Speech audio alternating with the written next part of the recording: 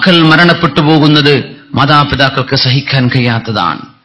അത് മക്കൾ കൂടെ മനസ്സിലാക്കണം. എന്റെ ഉമ്മ, എന്റെ വാപ്പ എന്നെ ഇത്രക്ക് സ്നേഹിക്കുന്നുണ്ട് എന്ന് ഒരു കുട്ടി മനസ്സിലാക്കുന്നത് വലുതായി അവൻ കല്യാണം കഴിച്ച് അവന് മക്കളുണ്ടാകുമ്പോഴാണ്.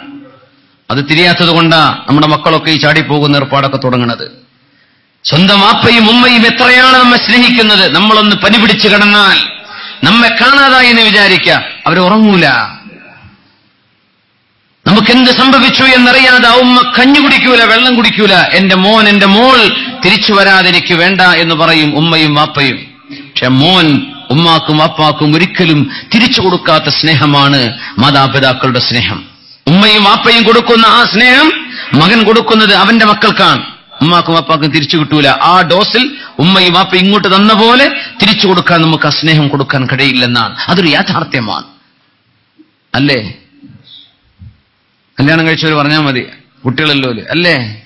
അങ്ങനെയാണ് നമ്മളെ മക്കളെ സ്നേഹിക്കുന്നത്. അത്രമേൽ എന്റെ വാപ്പയും എന്റെ ഉമ്മയും എന്നെ സ്നേഹിച്ചുവല്ലോ എന്ന് തിരിച്ചറിയാൻ നമുക്ക് കഴിയുന്നില്ല.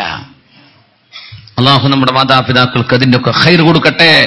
അതുകൊണ്ടാണ് റബ്ബിർഹംഹുമാ കമാ റബ്ബയാനി സഗീറാ ദുആ പറഞ്ഞത്. ആ സ്നേഹത്തിന് തിരിച്ചു കൊടുക്കാൻ ഞങ്ങളെ കൊണ്ട് കഴിയില്ല റബ്ബേ, അവരിങ്ങോട്ട് തന്നത്. അതുകൊണ്ട് റബ്ബിർഹംഹുമാ, കാരുണ്യവാനായ പടച്ചവനെ നീ കരുണ ചെയ്തു കൊടുക്കണം അവർക്ക്, നീ കൊടുക്കണം പകരം. കമാ റബ്ബയാനി സഗീറാ, ഞാൻ കുഞ്ഞായിരുന്നപ്പോ എന്നെ പോറ്റി വളർത്തിയ പോലെ, കരുണ ചെയ്ത പോലെ നീ അങ്ങോട്ട് കരുണ ചെയ്യണമേ.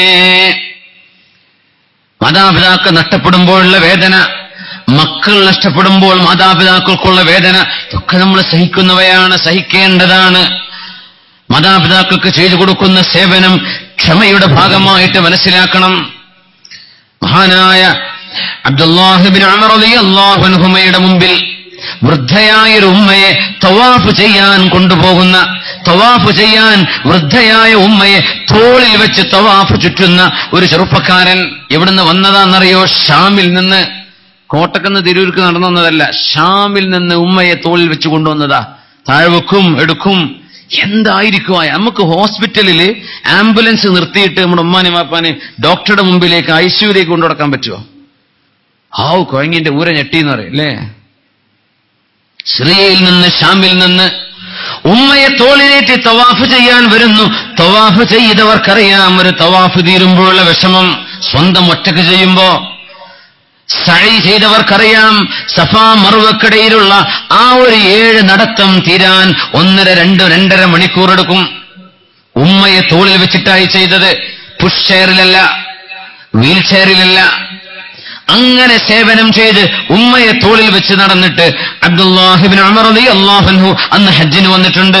ചോദിച്ചു, ഇബ്നു ഉമർ, അള്ളാഹുവിന്റെ റസൂലിന്റെ സ്വഹാബി ഉമർ എന്നവരുടെ ഇഷ്ടപ്പെട്ട പൊന്നുമോൻ അബ്ദുല്ലാഹി തങ്ങളെ, അറഅയ്ത, നിങ്ങളൊന്ന് പറഞ്ഞു തരുമോ? ഇത്ര ദൂരെ നിന്ന് എന്റെ ഉമ്മയെ തോളിൽ വെച്ച് ഞാൻ വന്നിട്ടുണ്ട്. എന്റെ ഉമ്മയോട് ചെയ്ത ഏറ്റവും വലിയ, ഉമ്മാക്ക് ചെയ്ത സേവനം ഇതിലപ്പുറം എനിക്ക് ചെയ്യാൻ കഴിയില്ല. ഷാമിൽ നിന്ന് തോളിൽ കൊണ്ടുവന്നതാണ്.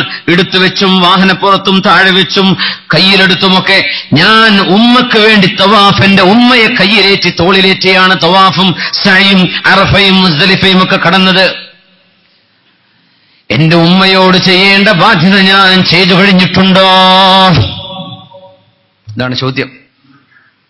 നമ്മൾ വിചാരിക്കും ഉമ്മാക്ക് 2 പവന്റെ വളം വാങ്ങിച്ചു കൊടുത്താൽ മതി, ഇത്രക്കൊക്കെ ഉള്ളൂ അല്ലേ? ഒരു 5 പവന്റെ മാല, അതുമ്മ തീർന്നോ ഉമ്മാക്ക് ചെയ്യുന്ന സേവനം? ലാ, ഒന്നുമായിട്ടില്ലല്ലോ.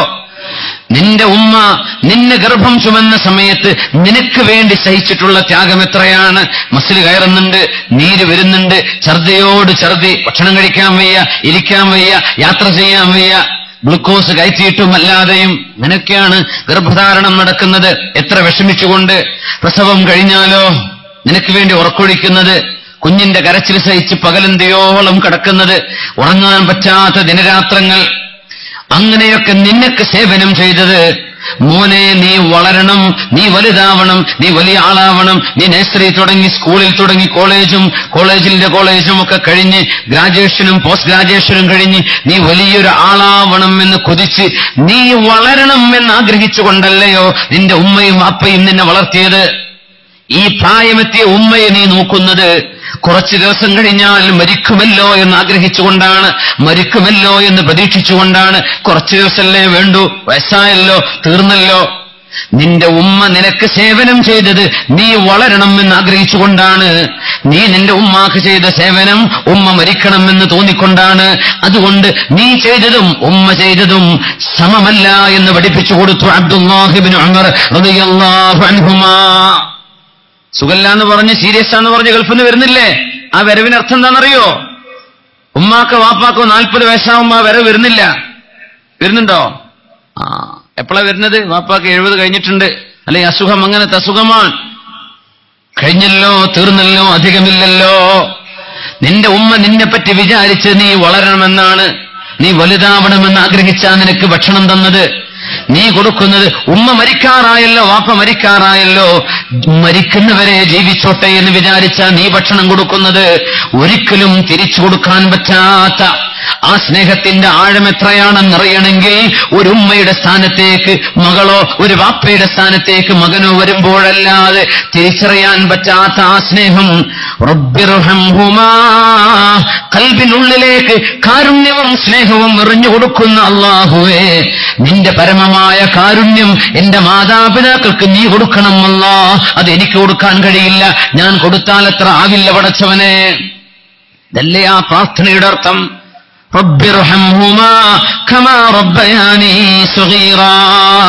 മാതാപിതാക്കൾക്ക് സംരക്ഷണം നൽകിയിട്ടും അവരെ ശുശ്രൂഷിച്ചിട്ടും നമ്മൾ ചെയ്യുന്ന സേവനം, അതിൽ സഹിക്കുന്ന സഹനം ഇബാദ, അത് ഇബാദത്താണ്.